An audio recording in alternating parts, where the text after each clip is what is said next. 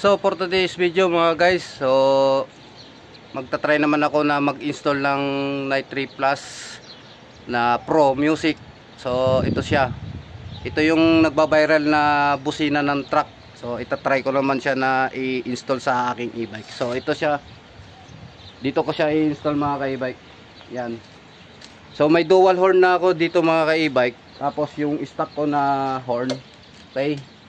Tapos ang gagawin ko dito mga ka-e-bike, itong Night 3 Plus ko na to na Pro Music, so isasabay ko siya dito sa aking mini driving light. So ito ang gagawin ko dito mga ka-e-bike, ang paglagay ko dito, doon ko na lang siya ilalagay sa loob ng U-box ko para hindi siya mabasa. So hindi ko lang alam kasi kung matibay to or kung mabasa siya, baka hindi naman itong waterproof. Kailangan nakasip siya doon sa may loob. Hindi ko na ilalagay dito sa harapan ko. Yan. So ang gagawin ko na lang dito mga ka-e-bike, lalagyan ko na lang siya ng extra wire para umabot siya doon sa loob ng U-box ko. Doon ko siya ididikit mamaya. Tapos isi-share ko sa inyo kung paano ko naman to in-install, tapos tinap sa busina natin dito sa horn natin. So itong e-bike ko mga ka-e-bike pala, ano to may stock saka may dual horn. So ang gagawin ko dito, ito ikakabit ko sa dual horn ko dito sa may bagong busina ko. Tapos isasabay ko dito sa mini driving light ko pagkawas na nagbusina ako. So yan. So babaklasin ko muna to mga ka-e-bike.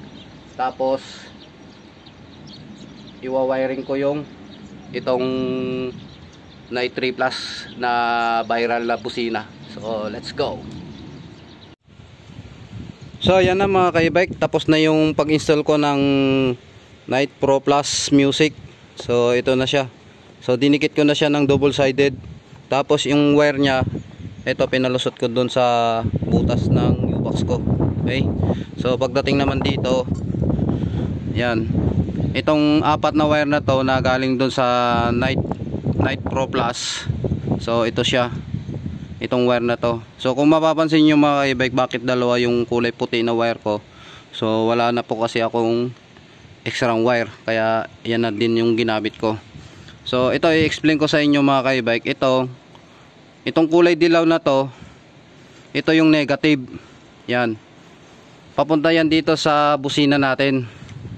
Ito ano na siya, nakasanga siya dito. Tapos nakalusot yan doon sa may kulay itim na plastic, papunta dito sa busina.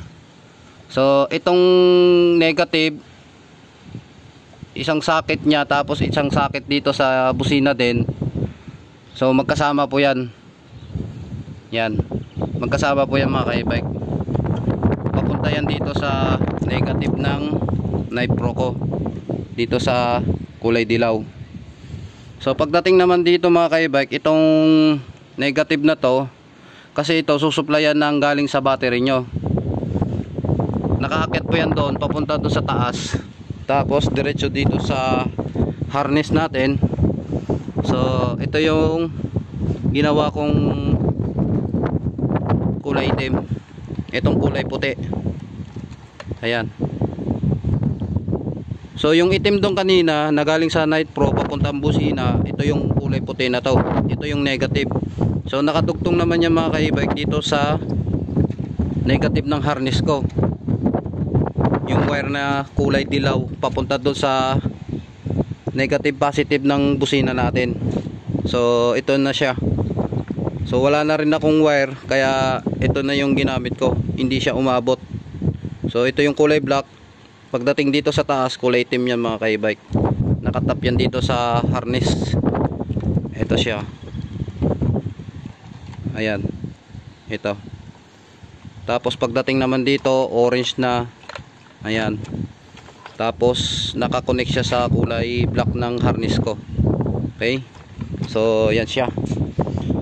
So pagdating naman dito mga ka-e-bike, ito naman yung galing dito sa Night Pro natin. Itong positive, ito yung papunta naman din sa taas. So ang kulay niyan mga ka-e-bike, kulay red din. Ito siya. Tapos nilagyan ko siya ng fuse. Itong positive na to, ayan, nakapunta yan dito sa push button. So kung gusto ko lang gamitin yung busina ko na itong dual horn, so pwede ko siyang pindutin. So may off on siya mga ka-e-bike. Dahil itong busina na to mga ka-e-bike, may stock saka may dual horn. Okay? So ito lang yung pinupush ko para kung gusto ko siyang gamitin o hindi. Okay? So yan. So pagdating naman dito mga ka-e-bike sa brown na to, itong brown, ayan. So ito siya. Itong kulay puti na to. So itong kulay puti na to, nakatugtong naman to sa kulay brown. So pagdating sa kulay brown, ayan, nakakonect yan dito. Dito yan mga ka-e-bike, nakakonect. Tapos sanga na rin siya dito sa kulay blue, papunta yan sa taas. Ayan siya, oh. Dinugtungan ko na siya. So iba-iba na yung kulay ng wire na dinugtong ko. Ayan, pero kabisado ko yan mga ka-e-bike. Itong kulay green na to, nakakonek yan dito sa kulay blue. Ayan. So pagdating naman yan dito mga ka-e-bike sa taas, so ito siya. Ayan. Ito yung wire na yon, yung kulay brown. Nakakonek naman yan dito sa switch ng mini driving ko. So ito kasi mga ka-e-bike, itong busina ko, pag once na nagbubusina ako, gumagana din to, nagkiklik din yung mini driving ko. Okay? So yan siya. Ito siya, nakakonek yan dito. Tapos itong switch na to, nakakonek naman yan dito sa mini driving na, dito sa positive nya, sa high and low. So ito yung high and low ng mini driving, yung kulay dilaw tapos yung kulay red. Tapos yung sa mini driving naman mga ka-e-bike, ito naman yung sa negative. Ayan, doon naman yan nakakabit sa harness ko. Okay? So dito naman sa kulay blue, itong kulay blue na to mga ka-e-bike, ayan, ito siya. Ayan, ito siya, yung kulay puti din. So single wire lang yan mga ka-e-bike. Pagdating naman yan dito, itong brown na to, itong brown na wire na to, dito yan nakadugtong, dito yan nakaplug. Yan, dito siya nakatap mga ka-e-bike. So single wire lang yan pagdating dito sa Nipro ko na to. Okay? So ito kasi mga ka-e-bike, itong brown ko na to, pagdating dito sa wire na to, tapos nakakonect doon sa taas. So bakit nagtataka kayo bakit may katugtong yan doon sa taas? Pwede nyo naman siya hindi tugtungan kung wala kayong isasabay na ilaw dito sa inyong busina. Pero kung may isasabay kayo dito sa ilaw nyo, isasabay nyo tong ilaw nyo na mini driving sa busina nyo na magbiblink siya. So ganito yung gagawin nyo. Yung brown, itong brown na to na galing dito, ito yung positive ng papunta ng mini drive natin mga ka-e-bike. Yan siya. So ngayon tatry natin siya para makita nyo. On natin siya. Yan. So ang stock ko ito. Tapos pag gusto ko lang siya gamitin yung itong busina ko na dual horn, pag inon ko naman siya, yun. Tapos pwede natin siyang ilipat dito. So i-pour natin siya. Ayan, naka-pour. Tapos busina natin siya.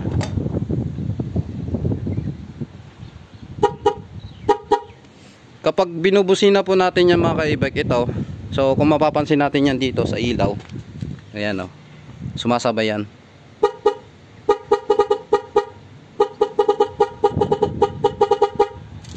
So ayan, ganun siya mga ka-e-bike yung ginawa ko. Pero pag ayaw naman natin siyang isabay sa ilaw, i-off lang natin to. Ayan, off lang natin, tapos busina natin. Oh. So wala siya, hindi siya nagbi-blink. So ito kasing mini driving pala mga ka-e-bike, may high and low yan. So pwede natin siyang i-high. Yan, kulay puti yan. Tapos ibusina natin, naka-on siya.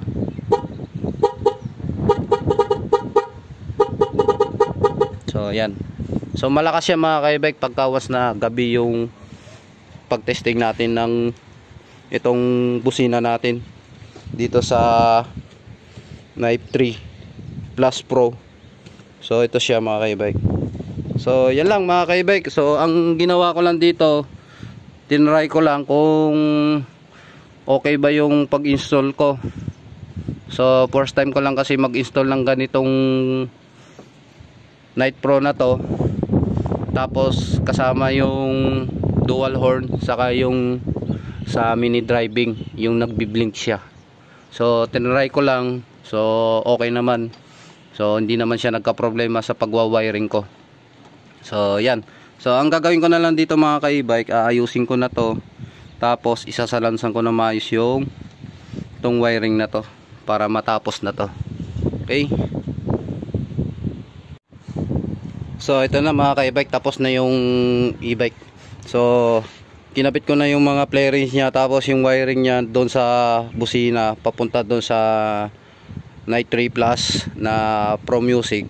So naayos na rin yun, nilagyan ko ng cable tie doon sa may gilid papunta dito sa loob. So naibalik ko na yung playrings niya pati dito sa harapan. So ito na yung playrings niya. So ikinabit ko na. Ayan. Tapos yung sa in-install ko na Knife 3 Plus na to, so ito na siya. Okay, so ngayon try natin siyang ibusina. Ayan, so naka-ignition na siya. Tapos ito yung ano niya, stock niya mga ka-e-bike. Ito. Tapos ito yung off on naman ng kinabit ko na dual horn. So ito siya. Tapos ito yung sa switch naman na domino. Ito naman yung sa mini driving light ko. Okay, so may high and low yan mga ka-e-bike. Tapos yung off nya dito sa gitna. Yan. So try natin siya. So i-on lang natin to. Pagka once na gusto ko siyang gamitin, on ko lang to. Ayan, push lang natin siya.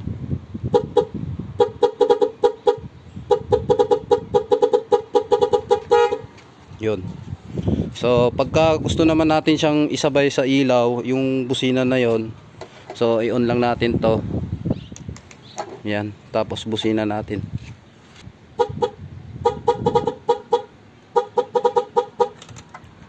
So yan siya mga ka-e-bike. Yan. So pag gusto natin siyang ilipat mga ka-e-bike, yan, ipihit lang natin to. So kung 1 siya, ayan, naka number 1, try natin. Yun, normal lang siya. Tapos pag 2, yun, 3, yun, 4, 4, yan, ito 5, 6,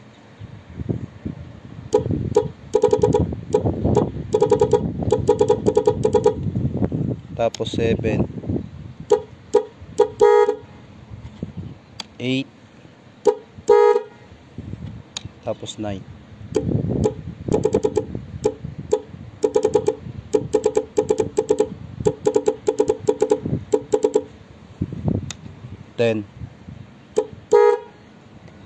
Tapos 11, 12, tapos 1. Yun. So back to normal lang yung 1.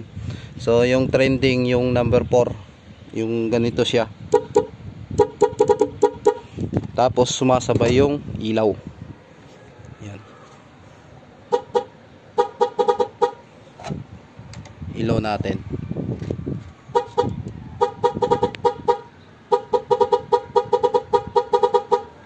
Tapos yung sa ano naman mga ka-e-bike, sa stock naman, so walang, hindi gumagana to.